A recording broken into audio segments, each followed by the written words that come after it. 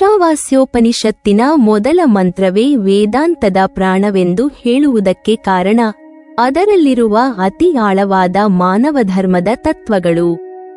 ಈಶಾವಾಸ್ಯಮಿದಂ ಸರ್ವಂ ಎಂಬ ವಾಕ್ಯವೇ ಪ್ರಪಂಚವನ್ನು ನೋಡುವ ದೃಷ್ಟಿಯನ್ನು ಸಂಪೂರ್ಣವಾಗಿ ಪರಿವರ್ತಿಸುತ್ತದೆ. ಈಶ ಎಂಬುದು ಪರಮಾತ್ಮ, ಸರ್ವಾಧಿಕಾರಿ, ಸರ್ವಾಂತರ್ಯಾಮಿ. ಆವಾಸ್ಯ ಎಂದರೆ ಆವೃತ, ಆವರಿತ, ವಾಸವಾಗಿರುವ. ಜಗತ್ತಿನಲ್ಲಿ ಯಾವ ಕಣ, ಯಾವ ಜೀವ, ಯಾವ ಚಲನೆ, ಯಾವ ಪದಾರ್ಥ ಇದ್ದರುದರೂ ಅದಕ್ಕೊಂದು ಅಂತರಂಗ ಚೈತನ್ಯವಾಗಿ ಪರಮಾತ್ಮನೇ ನೆಲೆಸಿದ್ದಾನೆ ಎಂಬುದು ಈ ಮಂತ್ರದ ಗಂಭೀರ ಅರ್ಥ. ಇದನ್ನು ಬಾಹ್ಯವಾಸವಾಗಿ ಅರ್ಥ ಮಾಡಿಕೊಳ್ಳಬಾರದು. ಜಗತ್ತೇ ದೇವರಿಗೆ ಆಶ್ರಯ ಎಂಬುದಲ್ಲ. ಇದನ್ನು ಶಂಕರರು ಸ್ಪಷ್ಟವಾಗಿ ಹೇಳುತ್ತಾರೆ. ಜಗತ್ತು ಪರಮಾತ್ಮನೊಳಗೆ, ಪರಮಾತ್ಮನು ಜಗತ್ತಿಗಿಂತ ಮೇಲಾಗಿರುವನು, ಜಗತ್ತನ್ನು ಮೀರುವ ಮೂಲತತ್ವ. ಆದ್ದರಿಂದ ಈಶಾವಾಸ್ಯ ಎಂಬುದು ಜಗತ್ತನ್ನು ತ್ಯಜಿಸಿ ದೇವರಲ್ಲಿ ಲೀನವಾಗು ಎಂಬ ಮಾತಲ್ಲ.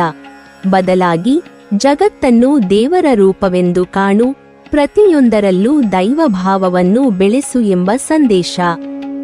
ಈಶ್ವರ ಭಾವದಿಂದ ಜಗತ್ತನ್ನು ಮುಚ್ಚು ಎಂಬ ಮಾತನ್ನು ಶಂಕರರು ಕೊಡುತ್ತಾರೆ. ಜಗತ್ತನ್ನು ಇಂದ್ರಿಯ ರೂಪದಲ್ಲಿ ನೋಡಿದರೆ ಅದು ಬದಲಾವಣೆಯ ಕಾಂಚುಕ. ಆದರೆ ಜಗತ್ತನ್ನು ಈಶ್ವರ ಭಾವದಿಂದ ನೋಡಿದರೆ ಅದು ಪರಮಸತ್ಯದ ಗೋಚರ ರೂಪ. ಕಣದಿಂದ ಬ್ರಹ್ಮಾಂಡದವರೆಗೂ ಎಲ್ಲೆಲ್ಲೂ ಆ ದೈವ ಚೈತನ್ಯ ಹರಡಿಕೊಂಡಿದೆ ಎಂಬ ದೃಷ್ಟಿಯನ್ನು ಹೊಂದಿದಾಗ ಮನುಷ್ಯನ ಮನಸ್ಸಿನಲ್ಲಿದ್ದ ಆಲಸ್ಯ, ಅಹಂಕಾರ, ಸ್ವಾರ್ಥ, ಸ್ಪರ್ಧೆ, ದ್ವೇಷ ಇವೆಲ್ಲವೂ ನಾಶವಾಗುತ್ತವೆ. ಮನುಷ್ಯನ ಜೀವನಕ್ಕೆ ನೈತಿಕತೆ, ಸಮಭಾವ, ಪ್ರೀತಿ ಮತ್ತು ಶಾಂತಿಯನ್ನು ಬೀಜವಾಗಿಡುವುದಕ್ಕೆ ಈ ವಾಕ್ಯವೇ ಕಾರಣ.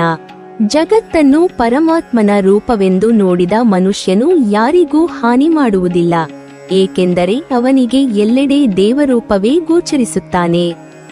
ಮಂತ್ರದ ಎರಡನೇ ಮಹತ್ವದ ವಾಕ್ಯವೇ ತೇನ ತ್ಯಕ್ತೇನ ಭುಂಜಿಥಾ. ಇಲ್ಲಿ ತ್ಯಾಗ ಎಂದರೆ ಜಗತ್ತನ್ನು ಬಿಟ್ಟು ಅರಣ್ಯಕ್ಕೆ ಓಡುವ ಸನ್ಯಾಸವಲ್ಲ.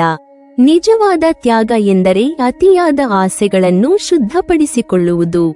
ನನ್ನದು ಎಂಬ ಅಹಂಕಾರದ ಬಂಧನವನ್ನು ಬಿಡುವುದು, ಅಗತ್ಯವಿಲ್ಲದ ಸಂಗ್ರಹವನ್ನು ಬಿಟ್ಟುಕೊಡುವುದು. ಬದುಕನ್ನು ತ್ಯಾಗಮಯವಾಗಿ ನಡೆಸುವ ಮನುಷ್ಯನೇ ನಿಜವಾದ ಭೋಗವನ್ನು ಅನುಭವಿಸಬಲ್ಲನು. ತ್ಯಾಗವಿಲ್ಲದ ಭೋಗವೆಂದರೆ ಅನಾರೋಗ್ಯ, ಅಶಾಂತಿ. ತ್ಯಾಗಸಹಿತ ಭೋಗವೆಂದರೆ ಸಮತೋಲನ, ಸಂಪೂರ್ಣತೆ. ಈ ಮಂತ್ರವು ಮನುಷ್ಯನಿಗೆ ಹೇಳುವುದೇ ಗೃಹಸ್ಥನಾಗಿ ಜಗತ್ತಿನಲ್ಲಿ ಬದುಕು, ಆದರೆ ಮನಸ್ಸಿನಲ್ಲಿ ಬಂಧನವಿರಬಾರದು. ಕೆಲಸ ಮಾಡು, ಸಂಪಾದಿಸು, ಸಂತೋಷಪಡು, ಆದರೆ ದುಡಿಯುವುದರಲ್ಲಿ ದುರಾಸೆ ಇರಬಾರದು. ಸಂಪಾದಿಸುವುದರಲ್ಲಿ ಪರನಷ್ಟ ಇರಬಾರದು. ಈ ಹಿನ್ನೆಲೆಯಲ್ಲಿ ತ್ಯಕ್ತೇನ ಎಂಬ ಪದಕ್ಕೆ ಮಧ್ವಾಚಾರ್ಯರು ವಿಶಿಷ್ಟ ಅರ್ಥ ನೀಡುತ್ತಾರೆ. ಅವರ ಪ್ರಕಾರ ತ್ಯಕ್ತೇನ ಎಂದರೆ ದೇವರಿಂದ ನೀಡಲ್ಪಟ್ಟದ್ದನ್ನು, ಅಂದರೆ ನಿನಗೆ ಯೋಗ್ಯವೆಂದು ದೇವರು ಕೊಟ್ಟ ಫಲವನ್ನು ನೀನು ಅನುಭವಿಸು.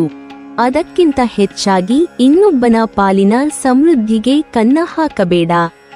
ಈ ದೃಷ್ಟಿಯಲ್ಲಿ ಮಧ್ವರ ಉಪದೇಶವು ಕರ್ತವ್ಯದ ಮೇಲೆ ದಿಟ್ಟವಾದ ಒತ್ತಡ ನೀಡುತ್ತದೆ. ಅವರ ದ್ವಾದಶ ಸ್ತೋತ್ರದಲ್ಲಿ ಕಾಣುವ ಕುರು ಭುಂಕ್ಷ್ವ ಚ ಕರ್ಮ ನಿಜಂ ನಿಯತಂ ಎಂಬುದೇ ಇದರ ಸಾಕ್ಷಿ. ಆದರೆ ಕೆಲವರು ಮಧ್ವರನ್ನು ತಪ್ಪಾಗಿ ಅರ್ಥ ಮಾಡಿಕೊಂಡು ಭಗವಂತ ಕೊಟ್ಟದ್ದನ್ನೇ ತಿನ್ನು ಎಂದರೆ ವೈರಾಗ್ಯವೆಂದುಕೊಂಡು ಕರ್ತವ್ಯ ತ್ಯಾಗವೆಂದು ಆಶಯಿಸಬಹುದು. ಆದರೆ ಮಧ್ವರ ನಿಲುವು ತಾನೇ ಅದಕ್ಕೆ ವಿರುದ್ಧ. ಅವರು ಕಠಿಣ ಕರ್ತವ್ಯಪರರು, ನಂಬಿಕೆಯುಳ್ಳ ಜೀವನಪರರು ಮತ್ತು ಯೋಗ್ಯತೆಗೆ ತಕ್ಕ ಫಲವನ್ನು ಪಡೆಯಬೇಕೆಂದು ಹೇಳುವವರು. ಮಂತ್ರದ ಮೂರನೇ ವಾಕ್ಯ ಮಾ ಗೃಧ, ಮನುಷ್ಯನೊಳಗಿನ ದುರಾಸೆಗೆ ಬಿದ್ದ ಬಿಗಿದ ಬಾಗಿಲು. ಲೋಭವು ಮನುಷ್ಯನನ್ನು ಅಂಧಕಾರಕ್ಕೆ ಎಳೆಯುವ ಅತಿ ದೊಡ್ಡ ದೋಷ. ಅದನ್ನು ಇಲ್ಲಿ ಹದ್ದಿನ ಉದಾಹರಣೆ ಮೂಲಕ ವಿವರಿಸಲಾಗುತ್ತದೆ. ಹದ್ದು ಎಂದರೆ ದುರಾಸೆಯ ಸಂಕೇತ. ಅದು ಬೇಕಾದಷ್ಟು ತಿನ್ನುವುದಿಲ್ಲ, ಆದರೆ ಕುತೂಹಲದಿಂದ, ಸ್ವಾರ್ಥದಿಂದ, ಕಣ್ಣಿನ ಆಸೆಯಿಂದ ಹಾರಾಡುತ್ತಿರುತ್ತದೆ. ಮಂತ್ರವು ಹೇಳುವುದೇ ನೀನು ಹದ್ದಿನಂತಾಗಬೇಡ.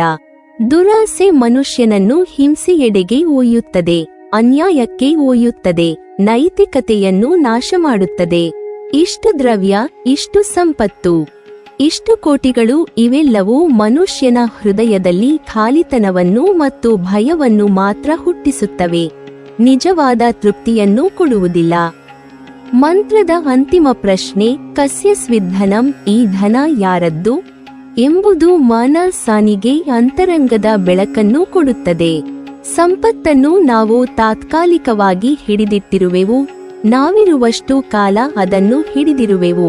ಆದರೆ ನಾವು ಇಲ್ಲದಾಗ ಅದು ಯಾರದ್ದು? ಅದು ಮನುಷ್ಯನಿಗೂ ಶಾಶ್ವತವಲ್ಲ, ಕುಟುಂಬಕ್ಕೂ ಶಾಶ್ವತವಲ್ಲ, ಯಾರಿಗೂ ಶಾಶ್ವತವಲ್ಲ. ನಿಜವಾಗಿ ಯಾವ ಧನವೂ ನಮ್ಮದು ಅಲ್ಲ, ನಾವು ಕೇವಲ ಅದರ ನಿರ್ವಾಹಕರು. ಈ ಅರಿವು ಬಂದಾಗ ಮನುಷ್ಯನು ದಾಸ್ಯದಿಂದ ಹೊರಬರುತ್ತಾನೆ, ಆತ್ಮಸ್ವರೂಪಕ್ಕೆ ತಕ್ಕಂತೆ ಬದುಕಲು ಅವಕಾಶ ಪಡೆಯುತ್ತಾನೆ. ಹೀಗಾಗಿ ಈಶಾವಾಸ್ಯೋಪನಿಷತ್ತಿನ ಮೊದಲ ಮಂತ್ರವು ಮಾನವ ಬದುಕಿಗೆ ಚೌಕಟ್ಟಿನಂತೆ, ಜಗತ್ತನ್ನು ಪರಮಾತ್ಮನ ಆವರಣವೆಂದು ಕಾಣು, ಆಸೆ ಕಟ್ಟಿನೊಳು ಬಿದ್ದುಕೊಳ್ಳಬೇಡ, ತ್ಯಾಗದಿಂದ ಭೋಗಿಸು, ದೇವರು ನಿನಗೆ ಕೊಟ್ಟ ಯೋಗ್ಯತೆಯ ವರವನ್ನು ಮಾತ್ರ ಹೊಂದಿಕೊಳ್ಳ, ಬಂಧನವಿಲ್ಲದ ಬದುಕನ್ನು ನಡೆಸು, ಸಂಗ್ರಹಕ್ಕಾಗಿ ಬದುಕಬೇಡ, ಸಮತೋಲನಕ್ಕಾಗಿ ಬದುಕು. ಈ ಮಂತ್ರವು ಗೃಹಸ್ಥ, ಸನ್ಯಾಸಿ, ಯೋಗಿ, ಭೋಗಿ, ವೃತ್ತಿಜೀವಿ ಯಾರಾಗಿದ್ದರೂ ಅವರ ಬದುಕಿಗೆ ದಿಕ್ಕಿ ನೀಡುವ ಮಂತ್ರ.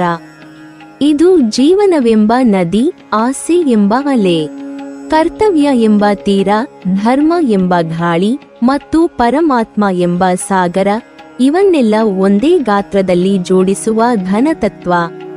ಮನುಷ್ಯನ ಜೀವನಕ್ಕೆ ದೈವಭಾವ, ಶಾಂತಿ, ಸಮರೆನಿಸಿದ ಸಮರಸತೆ ಮತ್ತು ನಿಜವಾದ ಅಂತರಂಗದ ಧನವೆಂದರೆ ಏನು ಎಂಬುದನ್ನು ಮಂತ್ರವು ಸಹಜವಾಗಿ ತಿಳಿಸುತ್ತದೆ.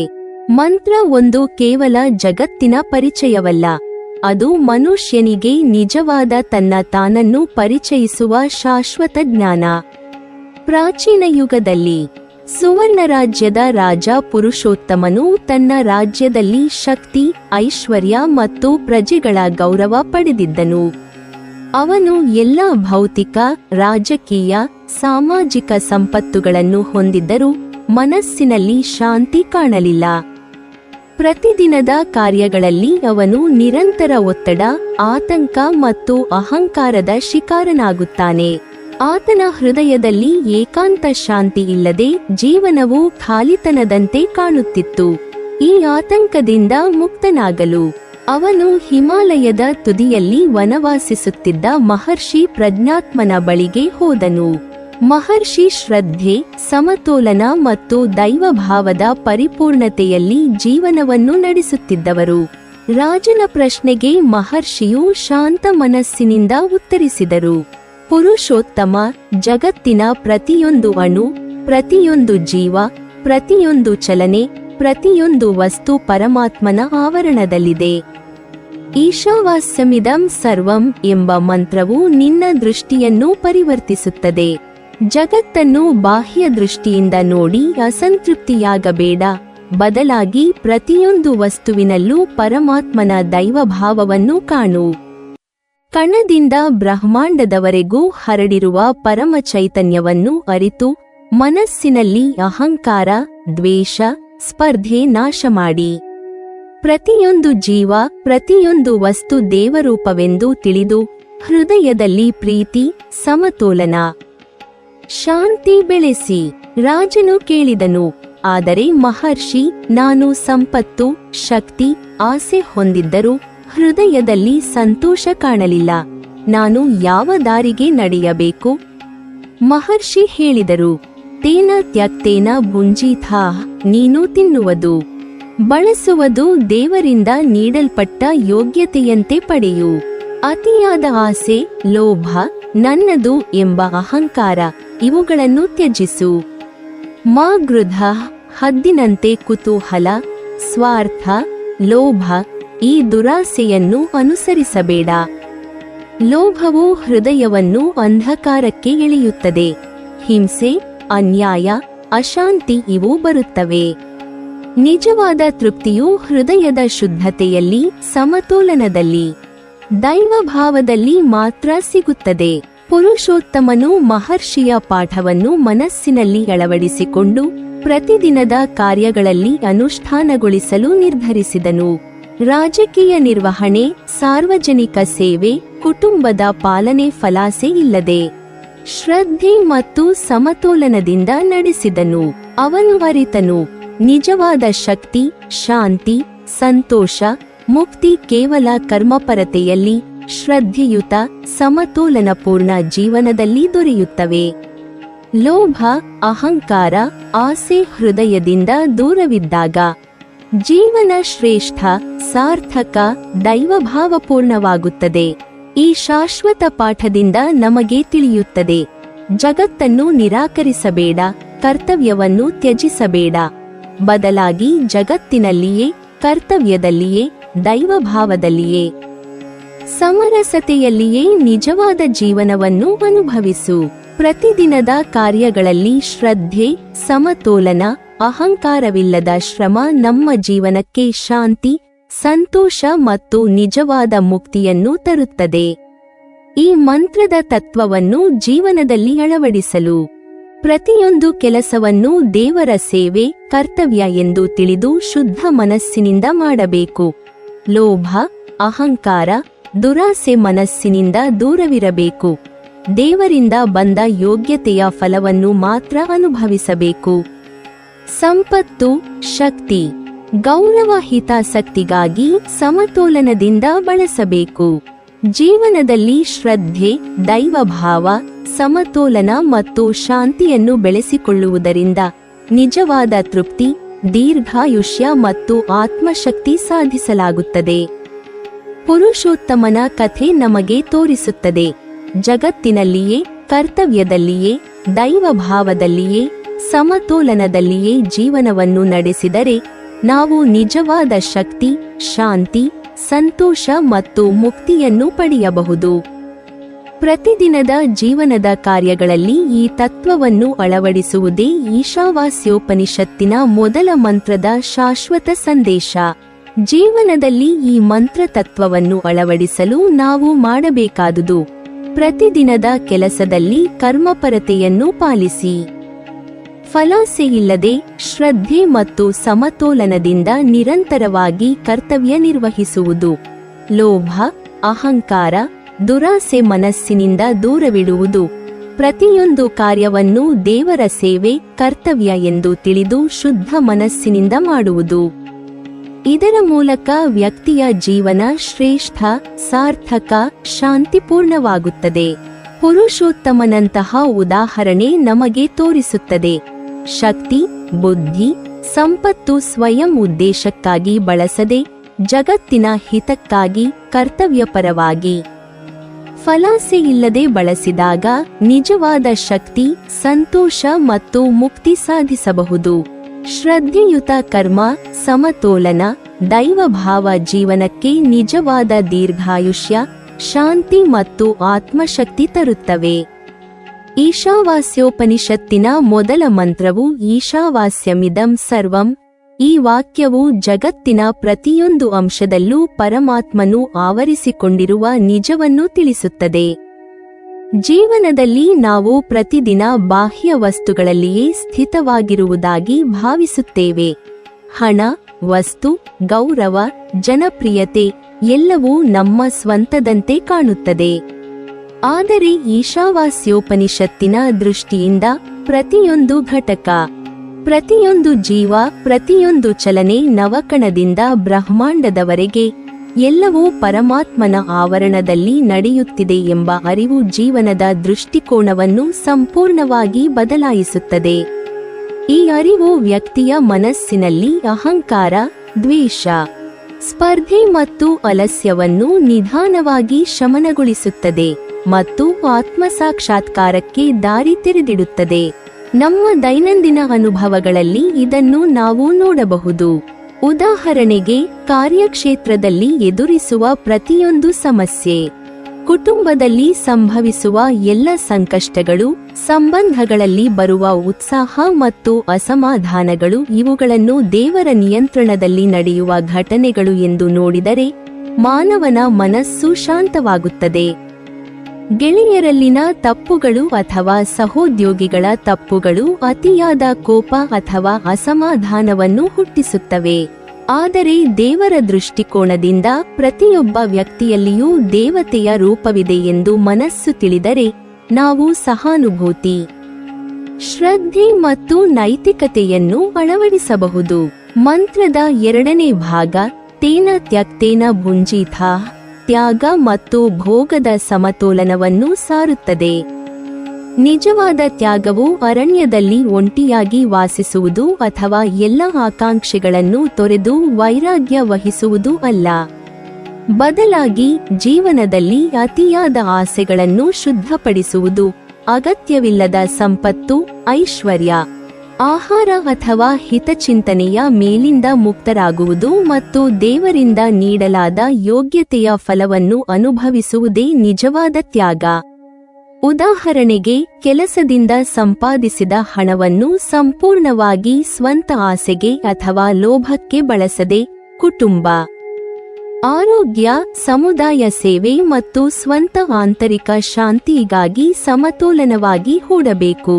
ಈ ದೃಷ್ಟಿಕೋನ ವ್ಯಕ್ತಿಯ ಜೀವನದಲ್ಲಿ ಶ್ರಮಪರತೆಯನ್ನು ಸಮತೋಲನದಿಂದ ಅನುಭವಿಸಲು ಸಹಾಯ ಮಾಡುತ್ತದೆ ಮತ್ತು ನೈತಿಕತೆಯ ಬೆಳವಣಿಗೆಗೆ ಕಾರಣವಾಗುತ್ತದೆ. 3ನೆಯ ಭಾಗ ಮಾ ಗೃಧ ಲೋಭದಿಂದ ಉದ್ಭವಿಸುವ ದುಷ್ಟ ಪರಿಣಾಮಗಳ ಮೇಲೆ ಗಮನ ಹರಿಸುತ್ತದೆ. ಲೋಭವು ವ್ಯಕ್ತಿಯನ್ನು ಹಿಂಸೆ, ಅಹಂಕಾರ, ದ್ವೇಷ ಮತ್ತು ಅನ್ಯಾಯದ ದಾರಿಗೆ ಎಳೆಯುತ್ತದೆ. ಹದ್ದು ಉದಾಹರಣೆಯಾಗಿ ನೀಡಲಾಗುತ್ತದೆ. ಅದು ಸ್ವಲ್ಪವೂ ತೃಪ್ತಿಯಿಲ್ಲದ ಕುತೂಹಲ ಮತ್ತು ಆಸೆಯಿಂದ ಚಲಿಸುವ ಜೀವ. ಹದ್ದಿನಂತೆ ಲೋಭವು ಮಾನವನ ಮನಸ್ಸನ್ನು ಅಂಧಕಾರಕ್ಕೆ ಎಳೆಯುತ್ತದೆ.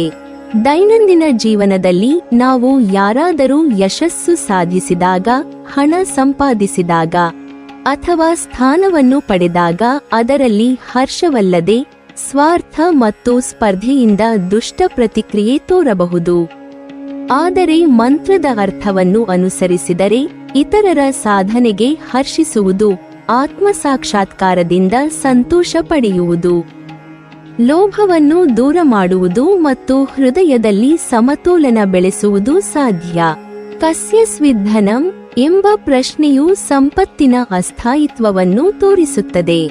ಜೀವನದಲ್ಲಿ ಹಣ, ಸ್ಥಾನ, ಸನ್ಮಾನ ನಿಜವಾಗಿಯೂ ನಮ್ಮದೇ ಅಲ್ಲ. ನಾವು ಕೇವಲ ನಿರ್ವಾಹಕರು. ನಾವು ಇಲ್ಲದಾಗ ಅದು ಯಾರದ್ದಾಗುತ್ತದೆ? ಈ ಅರಿವು ವ್ಯಕ್ತಿಯ ಮನಸ್ಸನ್ನು ಲೋಭದಿಂದ, ಅಹಂಕಾರದಿಂದ ಮತ್ತು ದಾಸ್ಯತೆಯಿಂದ ಮುಕ್ತಗೊಳಿಸುತ್ತದೆ. ಪ್ರತಿಯೊಂದು ಸಂಪತ್ತು, ಅವಕಾಶ ಅಥವಾ ಫಲಿತಾಂಶವನ್ನು ದೇವರಿಂದ ಬಂದಂತೆ ಸ್ವೀಕರಿಸುವುದು ಜೀವನದಲ್ಲಿ ನೈತಿಕತೆಯನ್ನು ಮತ್ತು ಸಮತೋಲನವನ್ನು ಬೆಳೆಸುತ್ತದೆ. ದೈನಂದಿನ ಜೀವನದಲ್ಲಿ ಈ ಮಂತ್ರದ ತತ್ವವನ್ನು ಅಳವಡಿಸುವುದಾದರೆ ಪ್ರತಿ ಕ್ಷಣವೂ ನೈತಿಕ, ದೈವಿಕ ಮತ್ತು ಶಾಂತಿಯುತ ಆಗುತ್ತದೆ. ಬೆಳಿಗ್ಗೆ ಎದ್ದು ಮಾಡಿದ ಕೆಲಸವನ್ನು ದೇವರ ನಿಯಂತ್ರಣದಲ್ಲಿ ನಡೆಯುವ ಕ್ರಿಯೆ ಎಂದು ಭಾವಿಸುವುದು, ಹಣ ಸಂಪಾದನೆ ಅಥವಾ ಖರ್ಚು ಮಾಡುವಾಗ ಲೋಭವಿಲ್ಲದ ಸಮತೋಲನವನ್ನು ಕಾಯ್ದುಕೊಳ್ಳುವುದು, ಕುಟುಂಬ, ಸ್ನೇಹಿತರು, ಸಹೋದ್ಯೋಗಿಗಳೊಂದಿಗೆ ಸಹಾನುಭೂತಿ ಮತ್ತು ಗೌರವದಿಂದ ನಡೆದುಕೊಳ್ಳುವುದು ಇವು ಜೀವನದಲ್ಲಿ ಪರಮಾತ್ಮನ ಚೈತನ್ಯವನ್ನು ಕಾಣಲು ಸಹಾಯ ಮಾಡುತ್ತವೆ. ಉದಾಹರಣೆಗೆ, ನಿಮ್ಮ ಕೆಲಸದಲ್ಲಿ ನೀವು ಯಾವ ಯೋಜನೆ ಯಶಸ್ವಿಯಾಗಲಿ ಅಥವಾ ವಿಫಲವಾಗಲಿ ಅದನ್ನು ನಿಮ್ಮ ಸ್ವಂತ ಶ್ರಮ ಅಥವಾ ತೀವ್ರ ಆಸೆಗೆ ಮಾತ್ರ ಸಂಯೋಜಿಸದೆ ದೇವರ ನಿಯಂತ್ರಣದಲ್ಲಿ ನಡೆಯುತ್ತಿರುವುದಾಗಿ ತಿಳಿದುಕೊಂಡು ನಿರ್ವಹಿಸಬಹುದು. ಸಂಬಂಧಗಳಲ್ಲಿ ಗೆಳೆಯರ ಅಥವಾ ಕುಟುಂಬದ ಸದಸ್ಯರ ತಪ್ಪುಗಳು ಅಥವಾ ವೈಷಮ್ಯಗಳು ಬಂದಾಗ ಕೋಪ ಮತ್ತು ದ್ವೇಷ ತೋರಬೇಡಿ. ಅವರಲ್ಲಿಯೂ ದೇವರ ಸ್ವರೂಪವಿದೆ ಎಂದು ಮನಸ್ಸಿನಲ್ಲಿ ಅರಿತುಕೊಳ್ಳಿ. ಸಂಪತ್ತು ಮತ್ತು ಸಂಪಾದನೆ ಕೂಡ ಸಮತೋಲನದೊಂದಿಗೆ ಉಪಯೋಗಿಸಿ ಅವುಗಳ ಮೇಲೆ ಬಂಧನ ಅಥವಾ ಆಸೆ ಮೂಡಿಸಬೇಡಿ. ಆದರೆ ಮಂತ್ರವು ಕೇವಲ ತ್ಯಾಗ ಮತ್ತು ಲೋಭವನ್ನು ತೋರಿಸುವುದಲ್ಲ, ಅದು ಜೀವನವನ್ನು ಪೂರ್ಣವಾಗಿ ಅನುಭವಿಸಲು, ಶ್ರದ್ಧೆಯಿಂದ ಕರ್ತವ್ಯಪರವಾಗಿ ಮತ್ತು ಸಮತೋಲನದಿಂದ ಬದುಕಲು ಮಾರ್ಗದರ್ಶನ ನೀಡುತ್ತದೆ. ಗೃಹಸ್ಥ, ಯೋಗಿ, ಸನ್ಯಾಸಿ, ಉದ್ಯೋಗಿ ಯಾರು ಇದನ್ನು ಅನುಸರಿಸುತ್ತಾರೋ ಅವರು ಜೀವನದಲ್ಲಿ ಶಾಂತಿ, ಸಮತೋಲನ, ಪ್ರೀತಿ, ಸಹಾನುಭೂತಿ, ನೈತಿಕತೆ ಮತ್ತು ಆತ್ಮಜ್ಞಾನವನ್ನು ಪಡೆಯುತ್ತಾರೆ. ಈ ಮಂತ್ರವು ಜೀವನವೆಂಬ ನದಿ, ಆಸೆ ಎಂಬ ಅಲೆ, ಕರ್ತವ್ಯ ಎಂಬ ತೀರ, ಧರ್ಮ ಎಂಬ ಗಾಳಿ, ಪರಮಾತ್ಮ ಎಂಬ ಸಾಗರ ಎಲ್ಲವನ್ನೂ ಒಂದೇ ಪರಿಮಾಣದಲ್ಲಿ ಜೋಡಿಸುತ್ತದೆ. ದಿನನಿತ್ಯದ ಘಟನೆಗಳಲ್ಲಿಯೂ ದೇವರ ಸ್ವರೂಪವನ್ನು ಅರಿತುಕೊಳ್ಳುವ ಮೂಲಕ ಜೀವನವು ಶಾಂತಿ, ಸಮತೋಲನ, ಪ್ರೀತಿ ಮತ್ತು ಆತ್ಮಾನುಭವದಿಂದ ತುಂಬುತ್ತದೆ. ಈಶಾವಾಸ್ಯೋಪನಿಷತ್ತಿನ ತತ್ವಾರ್ಥಗಳನ್ನು ಜೀವನದಲ್ಲಿ ಅಳವಡಿಸಿಕೊಂಡ ವ್ಯಕ್ತಿಯು ನಿಜವಾದ ಸಂತೋಷ ಮತ್ತು ಆಂತರಿಕ ಧನವನ್ನು ಅನುಭವಿಸುತ್ತದೆ. ಅದು ಲೋಭ, ಅಹಂಕಾರ, ದ್ವೇಷ ಮತ್ತು ಅಸಮತೋಲನದಿಂದ ಮುಕ್ತವಾಗಿದೆ.